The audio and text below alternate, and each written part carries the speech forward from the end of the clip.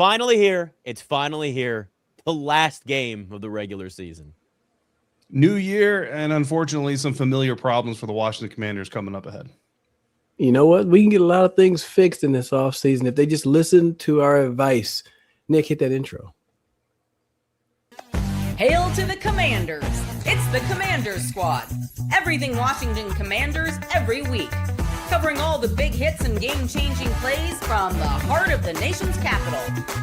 The way only the Locked On Podcast Network can. Rally the burgundy and gold. The Commanders Squad Show starts now.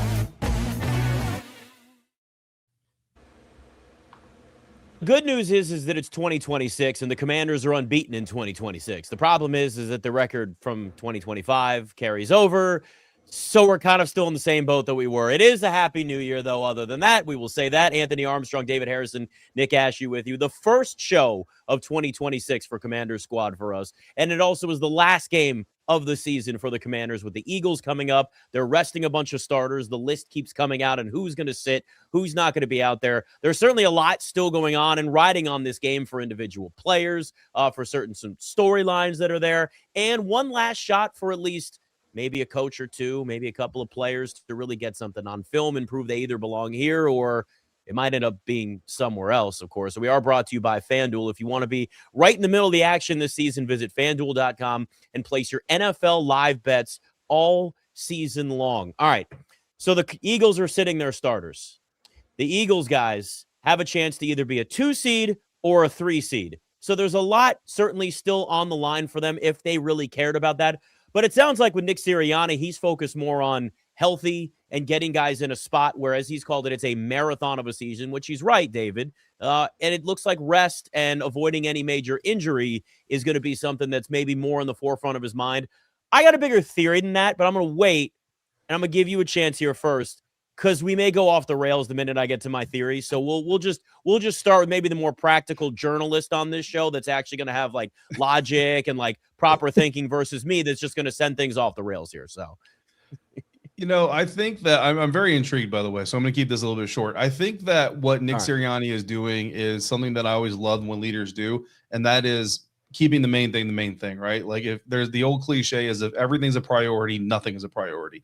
And I think for Nick Sirianni, the Philadelphia Eagles, the priority for their team is health. Everything else comes after that. So, yes, you would love the number 2 seed.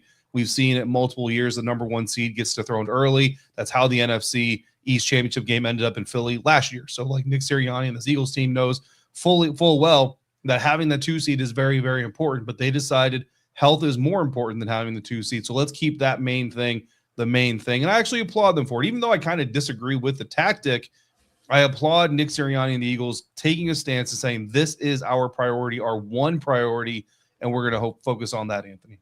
You know what? I think what happened is that 2-point check bounced. That sucker bounced, and he's saying, you know what? I don't really want to risk anybody getting hurt. You know what I mean? Because I remember the time, what was it? Frankie Louvu ended up tackling Jalen Hurts, ended up getting him a headache. Here came Kenny Pickett. You don't want anything like that to happen for your team. So I'll say that is a smart play. It's a smart play, and you have to delay that, gratification, that revenge until 2026, probably be week 1, NFL schedule makers. So they're going to have to delay that. That's what I really think it is. But it does make sense for the Eagles to say, hey, you know what, don't even worry about it. Because if you're going to win in this league, you got to be able to do something that's going to be able to travel, and that's defense and being able to run the ball. And the way they play, they should be able to travel wherever they land, 2 or 3. But hell, I would love to ruin the start of their season, or start of their 2026, I should say, by messing up their Sunday. Well, see, you've started to get me to where I'm thinking, my friend, here, because it is about the 2-point conversion, and it's not just about the fact that, you don't want people getting hurt or maybe starting another fight. No. This is about avoiding suspensions. If I'm Nick Sirianni, I'm looking around going, Dan Quinn after the last game says we'll see him in 2 weeks. Dan Quinn's a tough guy. We got a lot of Commanders out there that, it's their last game of the season, and some of them maybe want to show that they are going to fight for the culture of the Commanders, and they're going to make sure that they go out there and they show that we're not going to have the score run up on us. And if it means starting a fight and punching a helmet and maybe breaking your hand, damn it, someone's going to do it other than maybe Daron Payne. But listen, if you're the Commanders, you're going to look at this and go, you're a guy out there going, this is our season's done. They go to the playoffs. It's one thing to play spoiler if you beat a team at the end of the season and messes up, are they a 2 seed or a 3 seed? No, it's another when maybe somebody that's very, very important for the Eagles ends up getting in a fight, baited into a fight perhaps, and then a suspension comes around. Because listen, we saw not the same situation, but the Steelers needed DK Metcalf last week, and they could use him again against the Ravens. So key suspensions, the key games can really change the trajectory of a season, of a game, all these types of things. So if I'm Nick Sirianni, this is just my theory, guys, as you can see with the tinfoil hat on my head for anybody that's only on the audio side of things here. There is a chance that Nick Sirianni looked around and goes, maybe that wasn't the best idea that I did it. So I'm just going to go ahead and have nothing to lose and sit all my guys out so this doesn't even get bad.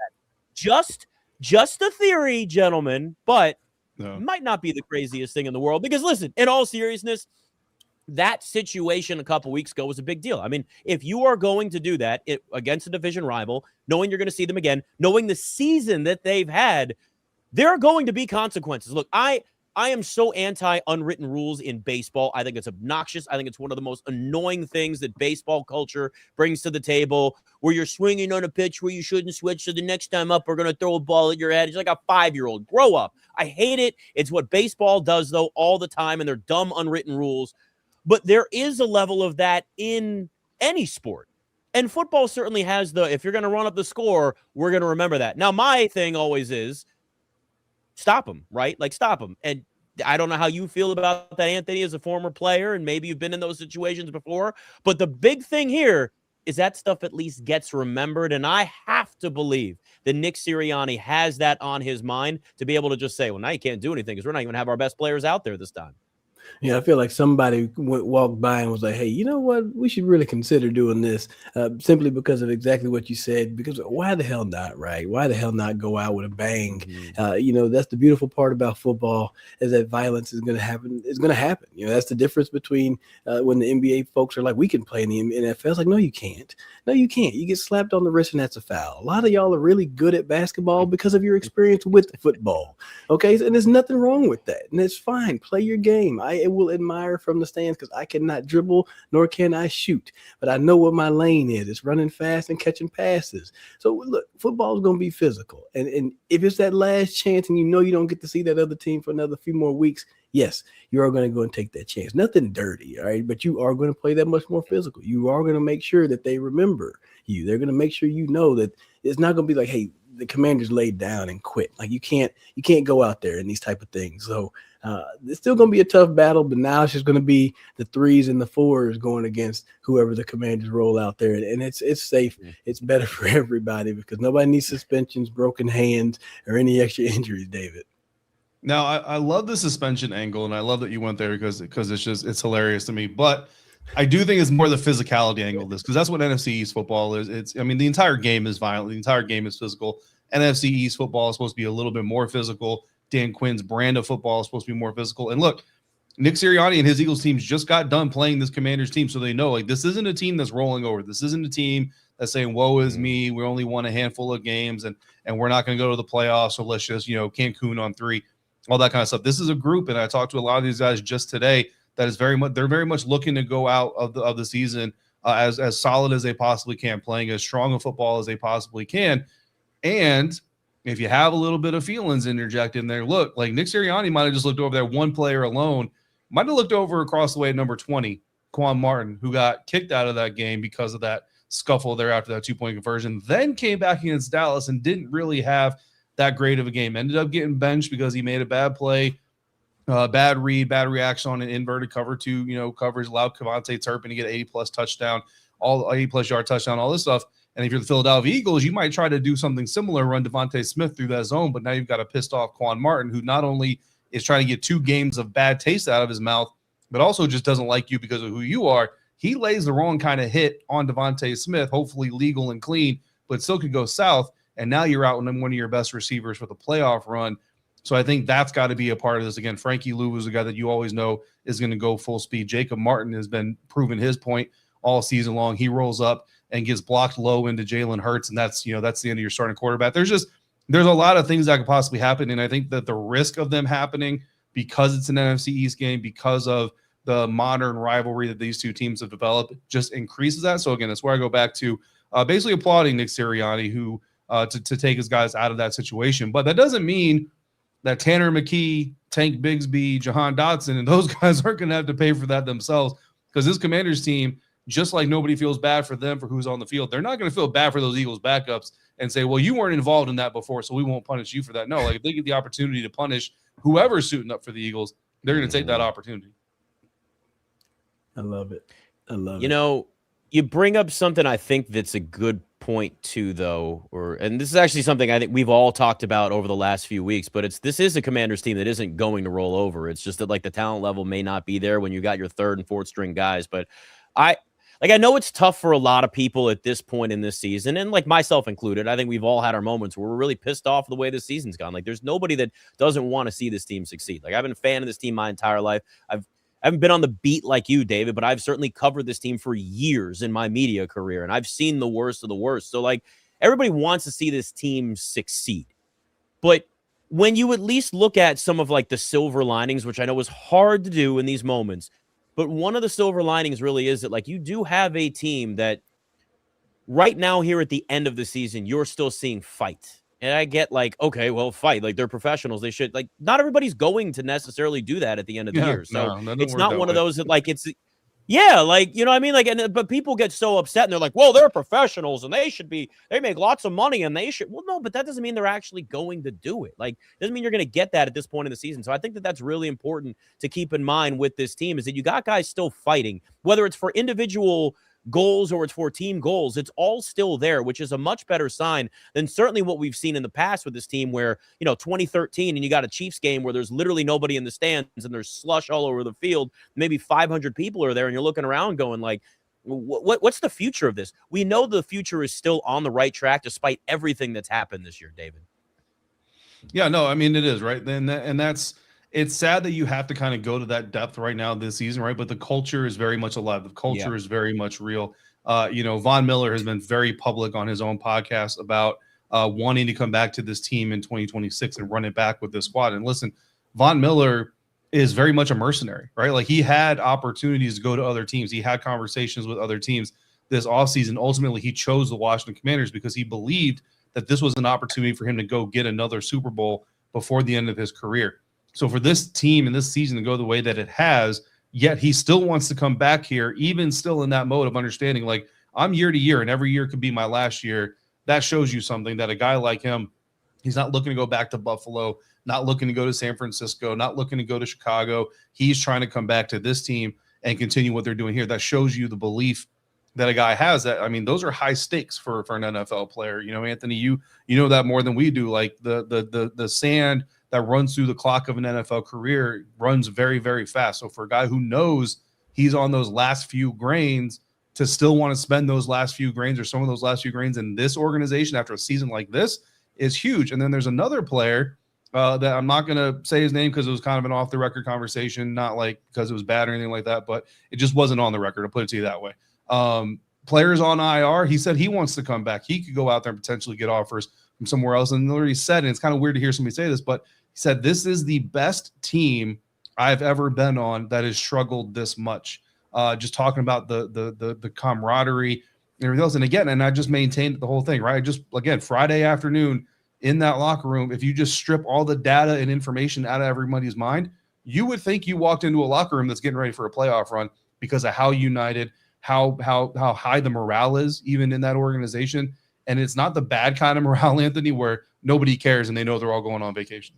Yeah, and that is a beautiful thing to hear, because it's what you hear from the outside. It's kind of what you expect, but it's the honest to God truth is that not every team is built up like that. Not every team can withstand as much adversity that this team has been through. I mean, from the injuries, from the beginning, from a holdout from your superstar, and just all of these things haven't really been right. And then, like I've said it before, you got to look at this thing as a marathon, as a 5-year plan, and you're in year 2. You are not even, this is what, 40% along the way. This is your first headache, right? Everything was all euphoric last year. Now it's a little bit of like hell, right? So it all kind of balances out, but you're going to be much better for it. And I love the fact, and I said it before, when Jaden was hurt, he's still with the team, right? Everybody is there, and they all can grow around that. You don't have to get injured and then go off on your own off season. So this team is in the right direction. And with all these other veterans wanting to bring themselves back, perfect segue. I know Nick is going to be ready to go because it says no more Debo, right? It's Debo, one of those guys that wants to come back. Right? I have a good argument for why, but that lets you know Dan Quinn has something good over there, right? There shouldn't be as much change as people may be calling for. Like, we got to get rid of this and add this and go get a new player. Look, I'm telling you, you got the main ingredients are there. It's just you got to have the right temperature, the right spices, a little extra time on simmering, and then you're gonna have a beautiful, beautiful gumbo when this team is all good and healthy. Well, that, my friend, is a great way to segue. Will Debo Samuel be back with the Commanders next season, or is Sunday his last game with this team? It's Commanders squad.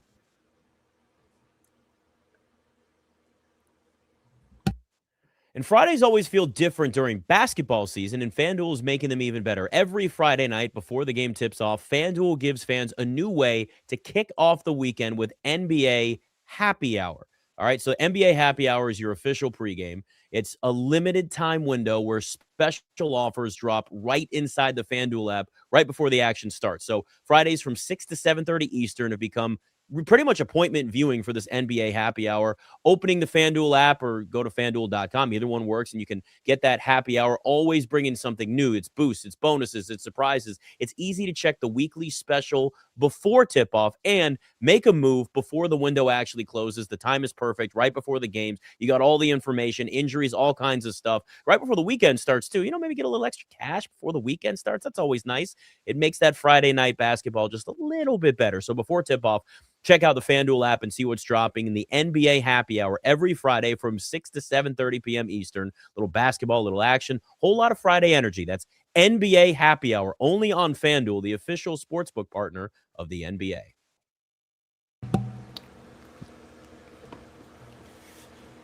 So one of the things I have said, Anthony Armstrong, David Harris, and Nick Ashew here in Commander Squad, is that Debo Samuel was one of the biggest steals of the offseason. For a fifth-round pick, for what the Commanders were getting and what they ended up getting, I think was absolutely a trade that nobody would go back and say, probably not worth making. Now, though, becomes the difficult part because you got Sunday, which is the last game of the year, and who knows what Debo's role is going to look like? Are they going to give him a lot of touches? Are they not?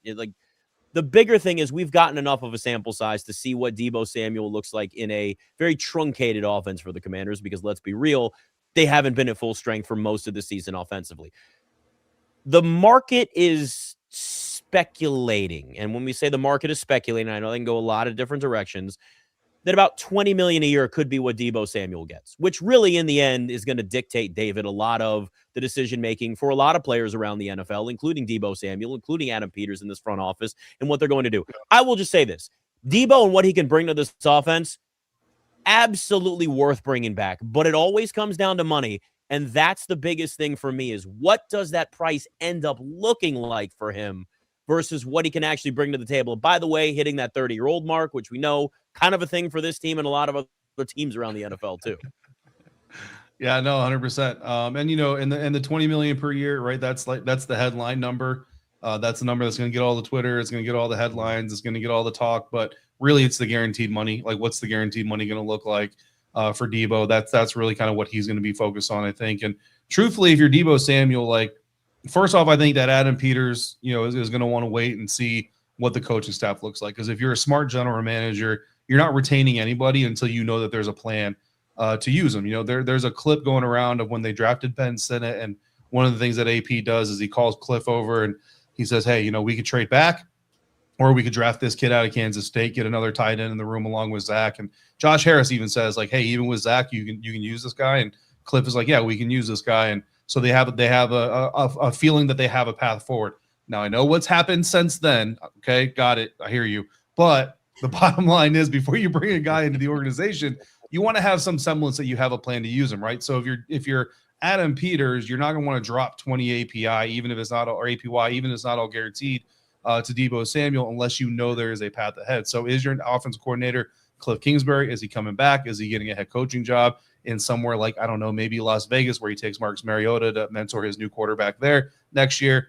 Or is he coming back? Or does the team decide to make a move themselves otherwise, and they bring in a new guy, see what happens with Mike McDaniel in Miami, all kinds of speculation and rumors. You need to know that. But if you're Debo as well, don't forget, not only does the team have to consider that Debo's turning 30, Anthony, Debo's got to consider that he's turning 30, and he's always been the kind of weapon that needs to be in the right holster, right? In the wrong hands, Debo is wasted. In the right hands, Debo is lethal. So if you're Debo, you also want to know how the Commanders are going to use you, whether it's Cliff, whether it's Mike McDaniel, or whether it's Nick Ashew. Like, whoever it is, you need to know that that person that's going to be drawing you out of their holster is going to fire you. I got plans for him. I got plans for him. And until I know that, Anthony, I'm not signing that deal no matter what the guarantee is offered. Well, I can't say no matter what, because there's a lot of money out there. But relatively speaking, no matter what the guarantees are.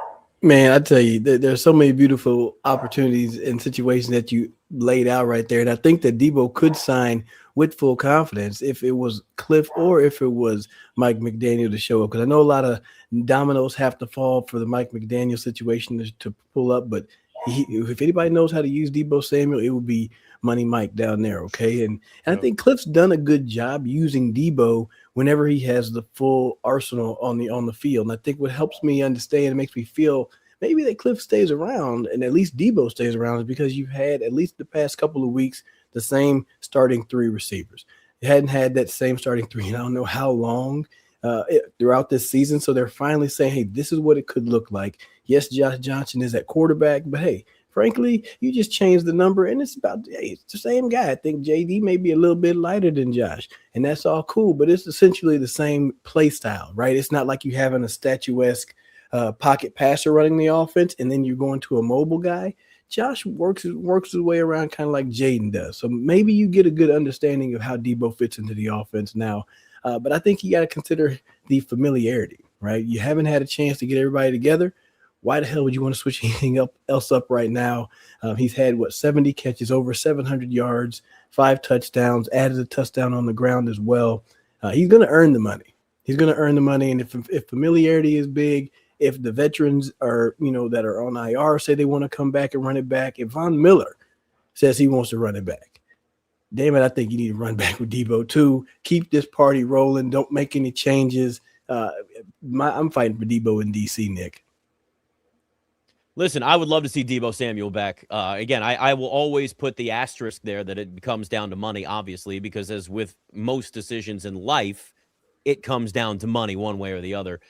What he brings to the table, not a lot of players do offer in the NFL. I mean, there's a reason why Debo has had such a successful career. There has been the knock about durability. I'd say for the most part, given the workload that he's had and really not the role that he was brought here for, some of the injuries that were there, it hasn't been like an injury-plagued season for him, but he's obviously had some injuries that he's dealt with. But like, Debo wasn't brought here to be a number 1 receiver, and he's had to play the number 1 receiver role for a while for them. And, it's taken away some of the opportunities for him to be used in other ways. And with Terry McLaurin not out there a lot, that means defenses were going to focus more on Debo. Obviously, you would do that. And, we've gotten a sample, but maybe not a full picture of what he can do. And that's what makes this so tough, right? Is like, if there was one more year left on the deal, it's not like they'd release him at the end of the year and be like, well, we didn't get enough for him. We need to save some cap space. They also have a ton of cap space. So it's like, what if Debo wants, they re-sign him on a 2-year deal and the guaranteed money's mostly upfront for year 1? Like, I don't think he would take that, but again, we're playing the hypothetical because that's all we can do. Like, these are the types of things that you have to factor in. Like, is it a situation where there is more money up front and you don't have much guaranteed even into year 3 and it becomes a 3-year deal? Again, I don't know all of this because nobody has an idea of where those negotiations are going to go this offseason, but there is value there. And it's not like this team is also cap strapped. Now they're going to want to get younger and draft probably at least 1 wide receiver. I mean, does Treylon Burks get another opportunity on this team? Again, completely different player, but a roster spot at wide receiver. So like, these are the numbers games that they're going to have to play too.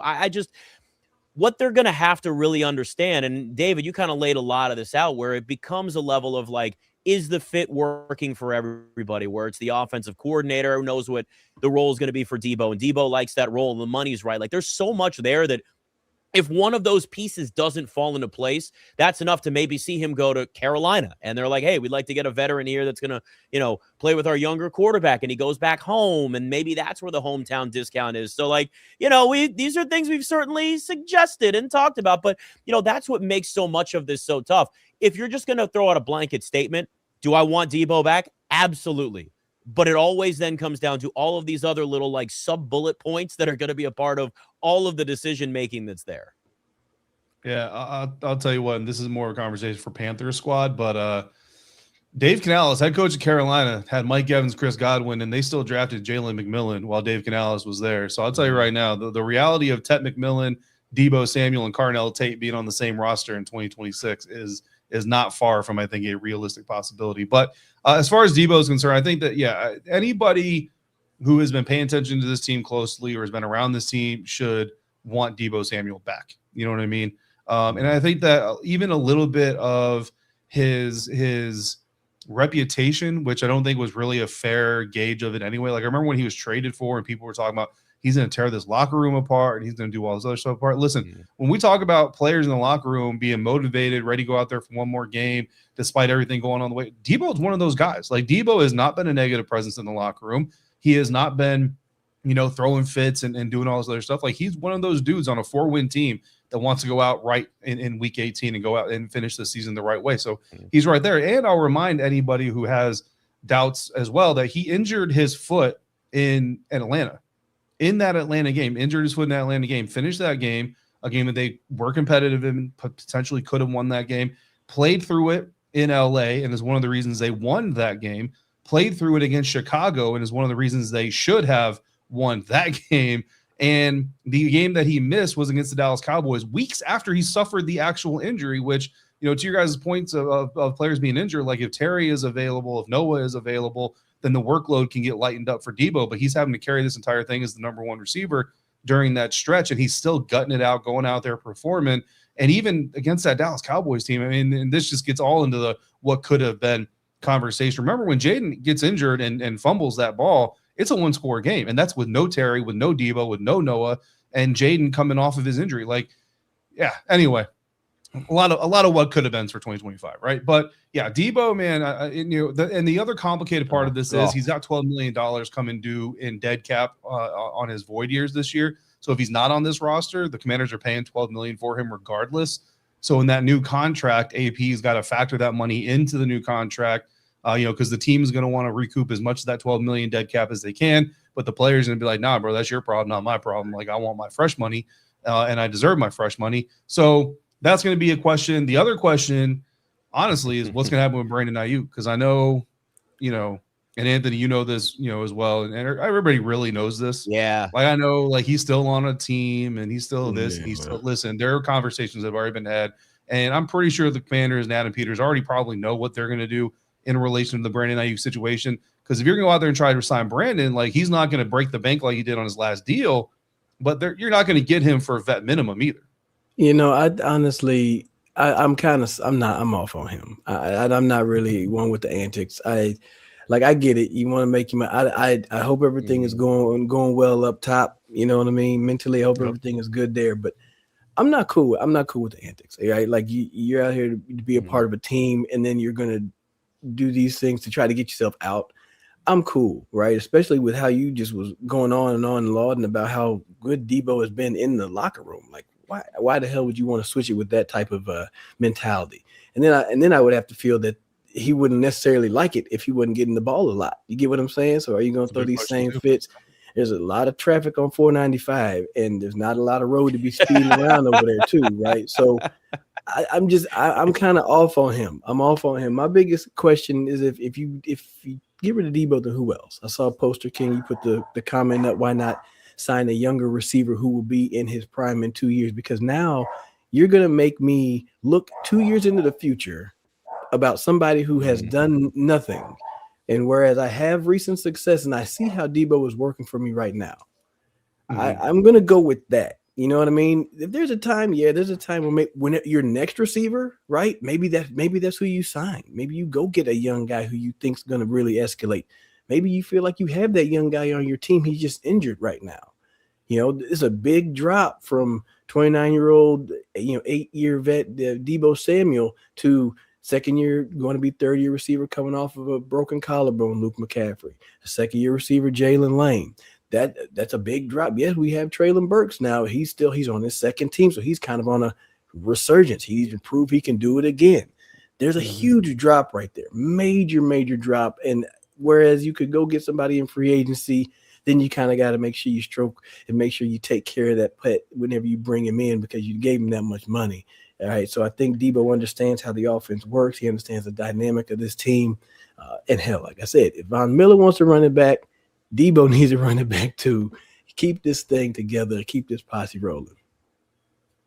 The Poster King has been talking a lot about, Alec Pierce in Indianapolis, who could be a good fit for this team if we're just, he's going to be 26 essentially there. So here's just a few free agents you could look. If you look at wide receiver free agents this offseason, Mike Evans, we talked about that ain't happening. He's 32. He's going to stay in Tampa. Christian Kirk is somebody that's 29. That's going to be a free agent. We know Deebo. Here's an interesting name for you though. Tutu Atwell is going to be a free agent. He's 26. Mm-hmm. He's been not buried on a depth chart, but obviously behind some really good receivers that they've obviously got with the Rams. It's an opportunity there maybe for it's that potential where like you see somebody and you say, okay, if he gets a bigger role, I can see how he would fit in this offense in this case. And, with a bit, more of an opportunity and more targets. De'Ami Brown's going to be a free agent. You bring De'Ami Brown back. Like nobody's Adam Thielen's 35. You wouldn't put him on the list. Hollywood Brown, Jawan Jennings is another one. And you start going down some of the list of players here and it's like, okay, like nobody on this list is a Deebo Samuel in terms of the versatility. Right. So that's really just more proof that it comes down to the age and it comes down to the fit and some of those other situations. But look, even if with all the cap space the Commanders have, they're going to probably draft at least one wide receiver. And there's a good chance that they're signing one or two guys maybe in free agency as well. So the question is it a good price for Deebo and a Tutu Atwell and an Alec Pierce and a Jawan Jennings, somewhere along those lines?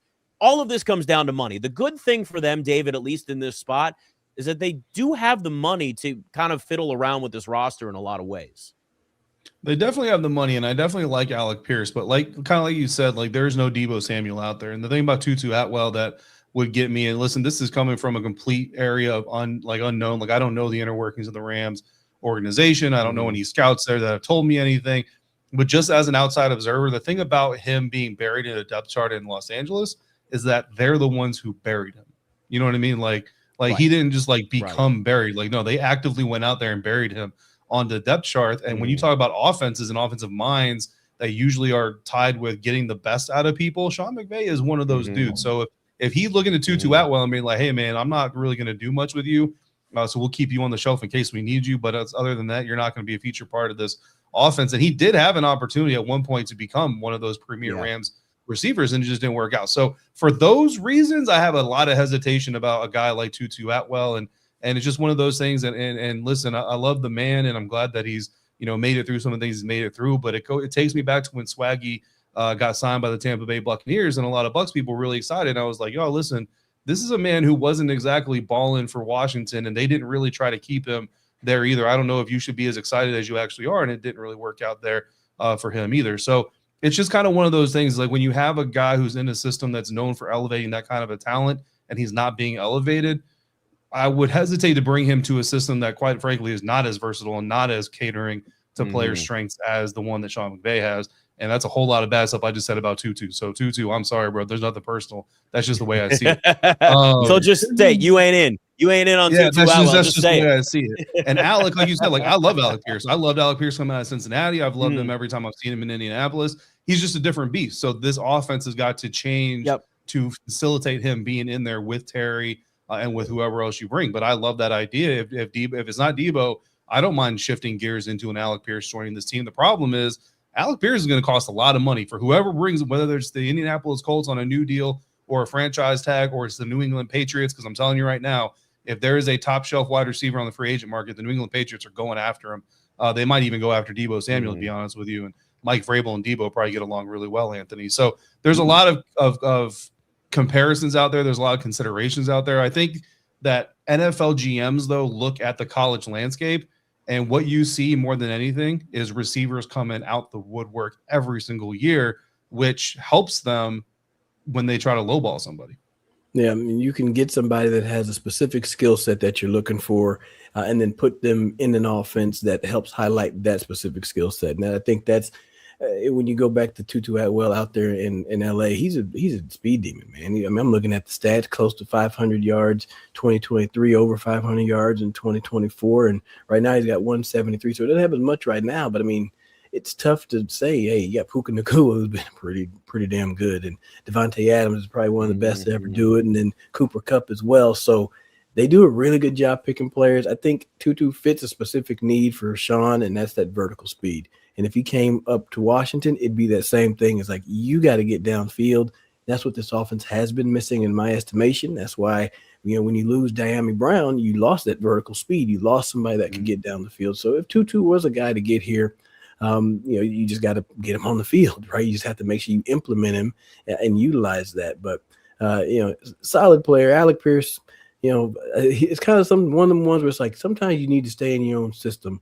And he works well with having those big, tall receivers with Michael Pittman, and he has a connection with Daniel Jones now coming through. So he is going to get paid, but I don't think it fits the deep speed that Washington needs to go after. I mean, if I was Alec, I would want to stay in Indianapolis personally. Like if I was him, I would be trying to stay. That's the thing. Yeah. As a player, I think it's a good point. Is like, and I think I got in older, and I was like, shoot, man, this is good money. I'll stay here with familiarity. I know the system. I can continue to shine, right? Like I can kind of hide and look. I don't say hide and look good, but that sometimes in certain systems you eat. I did really well in Kyle Shanahan's system. It's broken down so I could play really fast. That worked best for me. When I went to Miami the second time and they were running some no huddle, nothing worked off the timing. It was it didn't work for me. So I knew I would need to take the money in Washington, and whatever y'all's cutting it, I'll try to bump it up a little bit, but you let me stay. So that to me, it makes sense to keep your legacy right, still make the statistics, still have success, because your chances are you're going to get at least another contract if you stay with that same team. But I don't know. It does get tough when you start to see them M's come across your screen, Nick. You're like, I don't know, man. I might go over there for that. It's tough.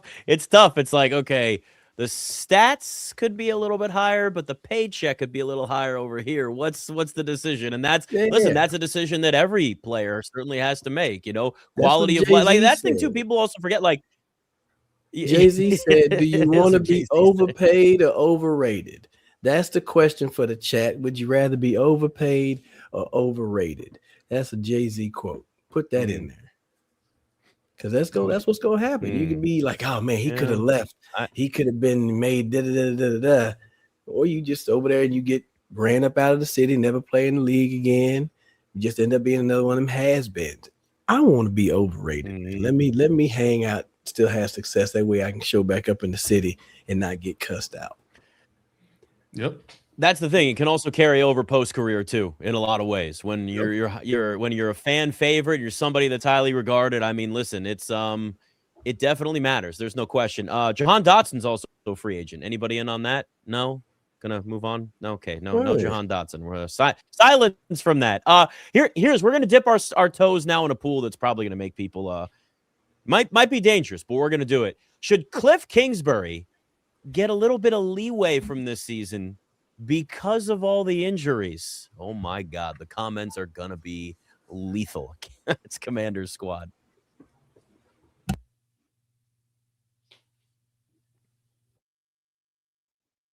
All right, nobody knows your money goals better than you. Robinhood puts you in control of your money with tools that work as hard as you do, locking in every opening, beating your PR, beating it again, channel that drive into your money. Robinhood puts you in control of your money, trade stocks and ETFs, options, futures, and crypto, all on one platform.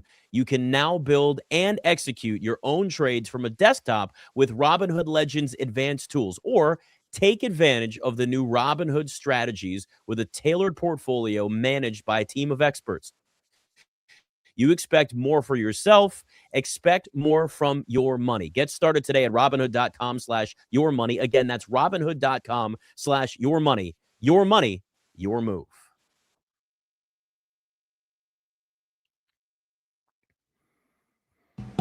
All right, Anthony Armstrong, David Harrison, Nick Ashew. We've looked at the offense. We have looked at a million receivers that could be here this offseason. But what about the offensive coordinator? There's been a lot, obviously, around the defense and Joe Witt Jr. and Dan Quinn taking over the defense. And then there's the other side of things with an offense that has really been decimated by injuries. And it's a tough situation because, as we know, the most important position in football and in sports is quarterback. And when you don't have the quarterback that was the offensive rookie of the year last year and led you to an NFC championship game, it's really tough to get a real gauge on what an offense can be. Now, Cliff Kingsbury is a coach that has been under fire everywhere he's gone for multiple reasons, whether it's not adjusting as a head coach multiple years in Arizona, to how he handled Trey McBride as a tight end. Look at Trey McBride this year, by the way. Good God. To, again, we can go down the list of all of these things. The one thing we do know is that the injuries have been more than just an excuse. It's a real reason, and one of the many factors that the season is completely spun off the rails and has just been one of the toughest seasons that I can remember for a long, long time. But David, when I look at evaluating somebody and the season they've had as a coach or the season they've had as a player, you got to factor in everything. And I'm sorry, but you can't just look at the season that this offense, that this Commanders has had, and not at least look around and go, well, they didn't have Terry for a good portion of the season. Jaden's basically been non-existent even when he was out there this year because he wasn't fully healthy for most of the time. Like, there is a lot to factor in with this that tells me, and I'm going to make the guess here, I think unless he gets a head coaching job, Cliff Kingsbury is back next season. I think that all gets factored in, and I think he's back. Now, I see your face, and I feel like you may disagree, which is great, and I love that. But I feel like there is a chance that that's built in, and unless a Mike McDaniel's available or somebody like that, maybe we see Cliff another year here in Washington. So I think that there's only two ways Cliff Kingsbury is not the offensive coordinator of the Washington Commanders next year, and that is that he gets a head coaching job, like you said, or Mike McDaniel comes available, and it's just too good of an opportunity to pass up. And Mike has to want to be in coaching next year, right? Like sometimes these coaches, they get fired from these jobs and they decide they want to take a year off and they want to just kind of reset, kind of like Cliff Kingsbury did. Go to Thailand like Cliff Kingsbury, right? Just take that trip to Thailand. I don't think Mike McDaniel should go to Thailand. I'm gonna be honest with you, but yeah, that's probably true. He could decide to, maybe he go to a dark retreat or whatever those things are that Aaron Rodgers used to do. But whatever it is, those are the only two ways. Yes. So I think that, if Cliff isn't getting another job, or if there isn't just a guy out there that's just so attractive to Dan Quinn and Adam Peters that they have to make the move, which I think the only guy out there would be Mike McDaniel. Yes, I think Cliff Kingsbury is coming back. Is that necessarily the move I would make just from what I've seen? No, I wouldn't. But there's also a lot that I haven't seen. And here's the way that I'm going to put this, because, and I have the conversation with my subscribers all the time, I'm really not a guy that calls for a guy's job. Like, you're never going to really see me start off an episode of Locked On Commanders and be like, Cliff Kingsbury's got to be fired. That's not really what I do, because it's not fair, because I don't see so much of what he does on a day-to-day basis doing his job. It's not my place to decide whether he should be fired or hired. What I will tell you, though, is that this offense has got to get better at two things. One of them is adjusting in the middle of the battle, adjusting in game, and understanding the situational flow of the game, Anthony, and reacting to it. Understanding when you got, and I hate to kick dead horses or whatever, but like beat a dead horse, but you have a running back on the first drive of a game on the road averaging 8 yards per carry. You probably shouldn't throw the ball 3 times, second, third, fourth, and goal. You should probably try running the ball at least one of those times, right? That type of situational leadership. And the other part I have a problem with it, if I'm Dan Quinn, I got to feel really good about your plan ahead and that you're going to rectify the situation, is the overall scheme adjustments. The overall scheme adjustments, because Cliff Kingsbury's offense, through all the injuries, look, they talk about it all the time. Injuries open up opportunities. They don't just open up opportunities for players. They open up opportunities for coaches. And every time your palette changes, you have the opportunity to paint a new picture. And the more pictures you have to paint, the more opportunities you get to show the entire league that you are Picasso or you are Van Gogh.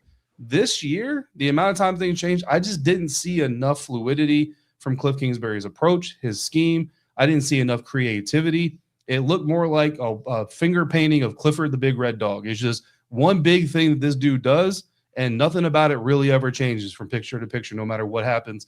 All the way down to the point, guys, where we talk about Deebo Samuel. I did an episode of Locked On Commanders on this. Deebo Samuel this year essentially was Olamide Zaccheaus last year. Like, and to a T. And I'm not talking about just like there's some anecdotal data, Anthony, that you know this as much as anybody. Like, well, he lined up in the slot just as much as Olamide Zaccheaus did. Okay, that doesn't mean he used him the same as Olamide Zaccheaus. Here's the thing, though, Anthony. When I tell you that Deebo Samuel ran jet sweeps from left to right, almost exactly the same amount of times Olamide Zaccheaus did last year. Not only that, but Deebo Samuel ran jet sweeps from right to left almost as many times as Olamide Zaccheaus did last year.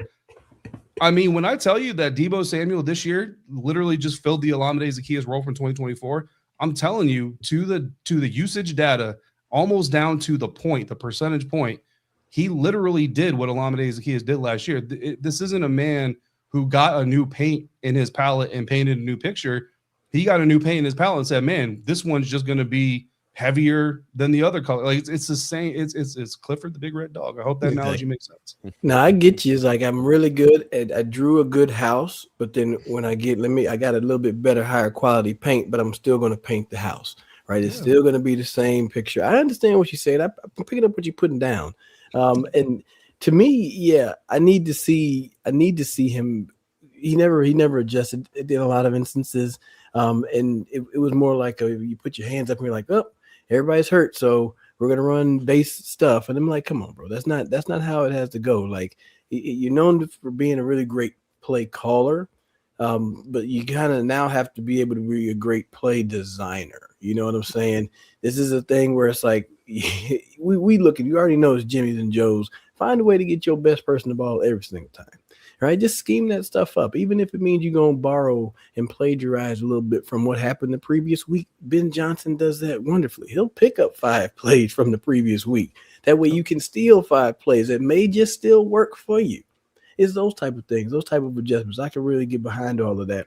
Now, you talk about giving him a pass for injuries. I definitely think it's something you do have to consider, right? But I want to give it a great analogy, but it's like, you consider that behavior, but you didn't make the adjustments, right? So it's like we're gonna weigh both sides. Like, I get it, but you still didn't fix X, Y, and Z, right? Yeah. And yeah, my dream scenario is those dominoes fall, and then Mike does happen to find his way up into DC. Makes most sense to me. Hell, you even see the one talking about him going back to Cleveland. Not the way that he left that space, and frankly, I don't think he wants to go deal with another toxic organization. So no, Cleveland's not going to happen. He'll raise the price and then say no. Like, that's not going down. But coming to Washington would make sense to me. He knows DQ. I think he would likely say I would take a assistant head coach OC position. But I just think about the creativity. After listening to that book, I've shared it in the group chat. The Why is Everything. It's by Michael Silver. Y'all check it out. This is not an ad. I don't get paid for it, but it's a good book. And if you're here, you're going to know everybody that they're talking about there. And you're going to hear how those coaches create plays and create offenses and get their teams open. And you hear the Dan Quinn talk about it, and you're like, oh, okay. I can see how if Mike McDaniel became available, please open up that bag and bring him up here, because there's a lot of creativity and a lot of good things that could come from that. But I don't know, the other things have to happen first, but Cliff is going to get the first dibs at showing how he can, improve things. We're also obviously doing this, and there's a ton of speculation here because maybe Mike McDaniel stays in Miami. I know he's been on a lot of people's list. This has been something I've talked about for most of the season since Miami's really struggled. But there's with the Cleveland rumor with Mike McDaniel that was the other day, and then we've obviously talked about this in our own group chat, but it hasn't really been something we've talked about on the show yet. Mike McDaniels might not be a head coach, and that's not a bad thing necessarily. I think we've created this narrative essentially and it's all in pro sports, right? And I think it's a little bit easier to kind of justify what I'm about to say in the NFL versus some other sports where some guys may just not be great head coaches, but they're really, really good, elite offensive or defensive minded coaches. And that can make you a ton of money and it can build an insanely successful career. But I understand that there is the level of like, well, but wasn't a successful head coach. Like Josh McDaniels, how many times has he been the Patriots offensive coordinator? How many times has it worked? Every time. He's been a head coach twice. It hasn't worked. And it's never going to work clearly at this point. But he is an elite offensive coach. We have seen that, and it's worked consistently where every time he's been like, sometimes it just takes that understanding that like, you are really good at this one thing. That's not a bad thing. In fact, you're elite at something that gets you paid a lot of money, and you're at the highest possible level of doing it. That is something that should be understood, that should be respected. And I think, the narrative that everybody, just because they're great at this one thing, and that was the question around Ben Johnson. And we'll see, obviously, over time in Chicago. We're not just going to look at 1 year and say that that's the end all be all. But, there's a certain point where you have to look around and just say, like, maybe they don't have that CEO mentality or that what they call a walk around head coach, where it's like more just kind of dictating to everybody else what they need to do and delegating everything. That may not be in Mike McDaniel's repertoire. And that's okay because he's a really good offensive coach, David. And I think sometimes we forget that. It's different in like basketball, in the NBA, because like an assistant coach is, they're kind of making guys coordinators to a point and specializing them a little bit, but it's very specific. And there's a level of leadership as a coordinator in the NFL that you still don't get in other sports too. Yeah, look, Mike McDaniel might just be a really good chess master, but he's not a general. And those are two different jobs, and those are two different fields, and it's okay to be great at one and not at the other one. I think that what we get in trouble with in our society a couple of times, and I'm going to try not to get too nerdy on this, but there's studies been done. Like America, more than any other country in the world, promotes to incompetence, right? That's what we do. We promote to incompetence. You're really good at this level, let's bump you up. You're really good at that level, let's bump you up. Man, you're even better at that level. Let's bump you up. Man, you suck at this level. Let's just stick you right here. Let's just stick you right here. If you go back down, that's a bad thing. But we ain't gonna move you up either because you're just gonna stay right here where you suck.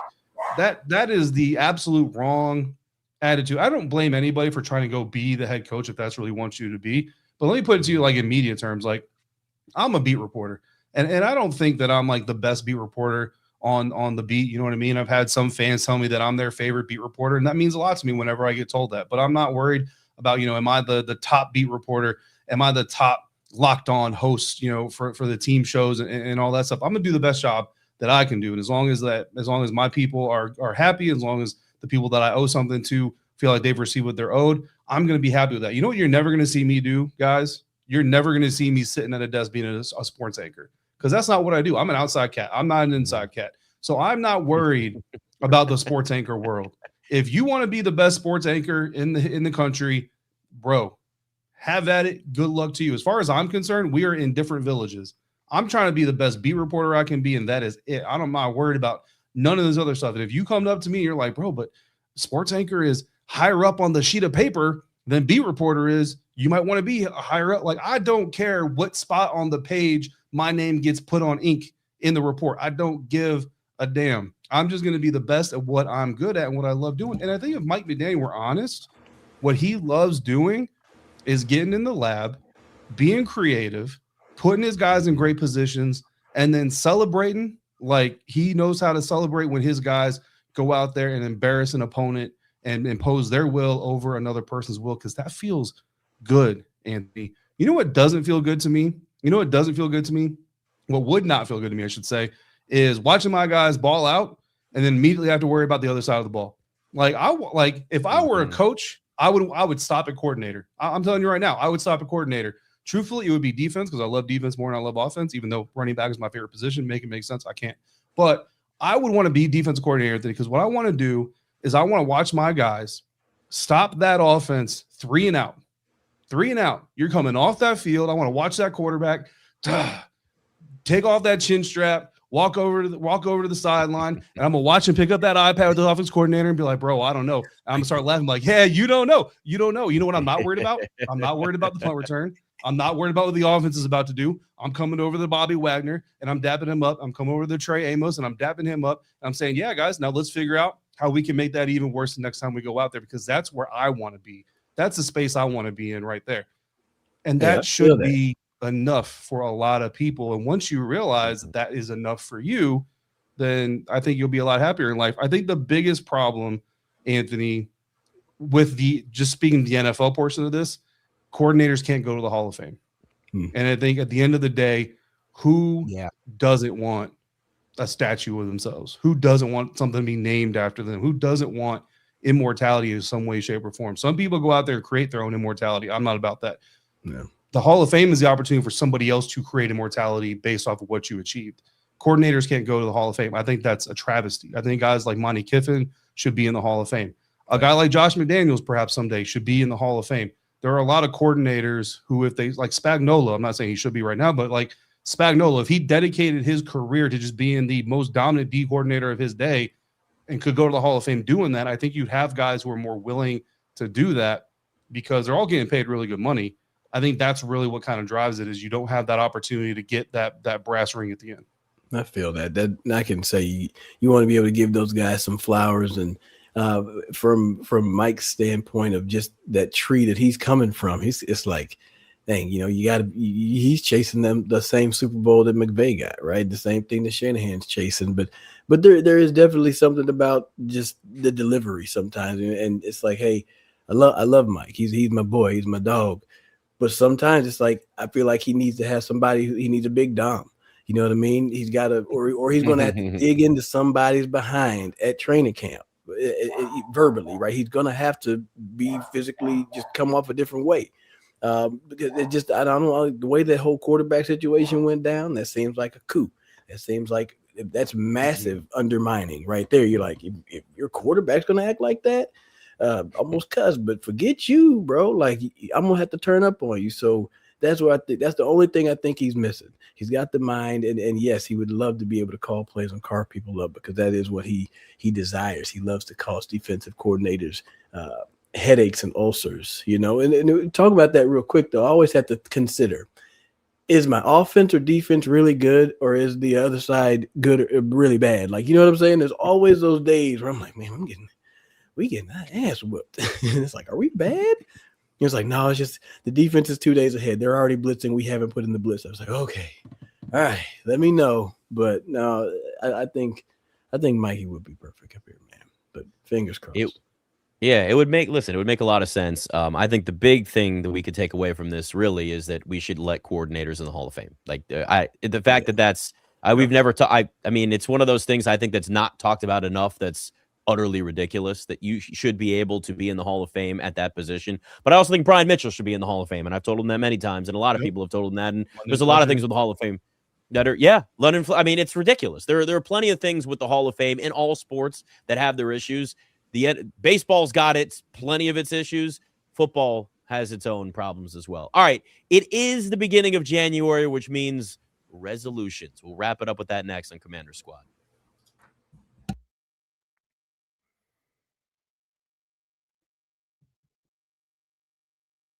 All right, now I think the first thing Anthony Armstrong, David Harrison, Nick Ashew, Commander Squad, that would be was, hey, don't get hurt in 2026. That's the first resolution I'd maybe have for the Commanders. But we can go a little deeper, a little bigger than that.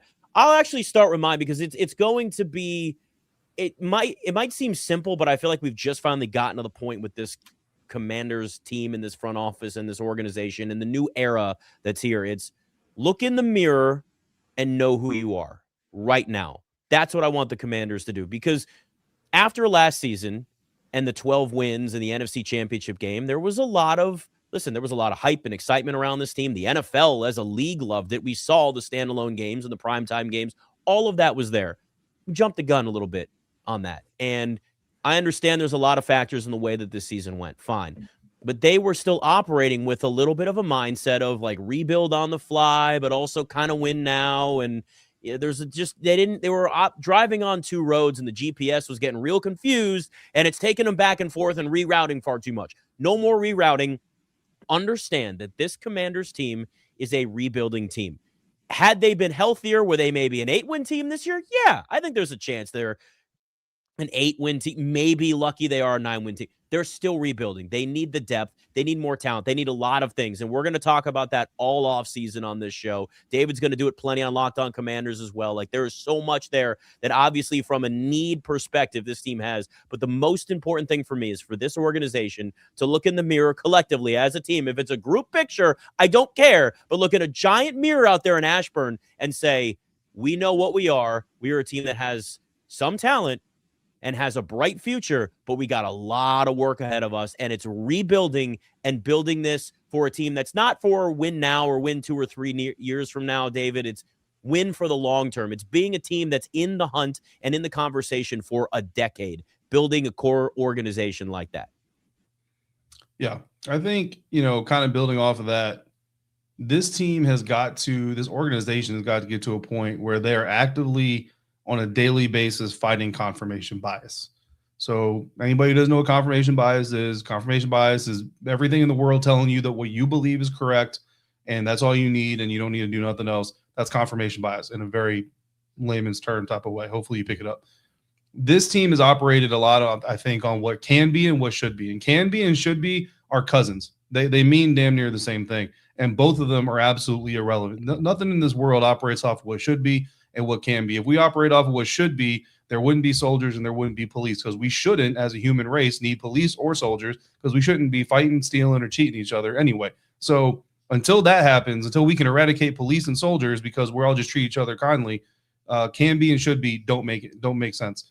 There's only what is. That's the bottom line. There's only what is. We heard Cliff Kingsbury say this week that he doesn't buy into all the rhetoric about how much a quarterback is under center versus in the shotgun. He thinks they can do the same thing, and he thinks that his style of offense can be successful. Why? Because it's been successful in the past. Brother, it is not successful right now.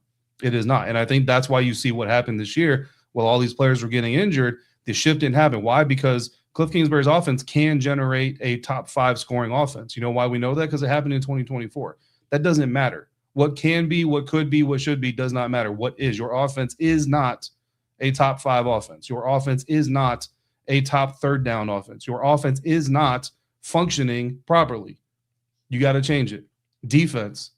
If we get a better edge setter like Dietrich Wise, and we get more productivity out of Dorrance Armstrong, our secondary should be better. Why? Because last year, while they gave up a high completion percentage, while they gave up a lot of opportunities over the middle of the field, they didn't give up a lot of explosives. So they should be this. Should be doesn't matter. What is your secondary in 2024 gave up one of the highest completion percentages in the National Football League. That's the truth. What did they do to address that secondary? Darn near nothing, right? They brought in Will Harris. I love Will, but that's not enough, right? This team operated too much off of what could be, what should be, what can be. Those are all synonyms. Those are all cousins, and none of them actually matter in the present day competitive nature of this business. You have to operate off of what is. And what is across the board, if you look at this team, there's a lot of holes to fix. You can't fill them all. I got you. But you have to, every single move has to operate off something that is, not what could be, not what should be. That's how this offseason needs to go. We'll see. Damn it, I almost had it, man. I had the thing on mute. I was trying to have the dog barking in the background. David's going on his soliloquy and everything over here, man. Golly, that leads me into this.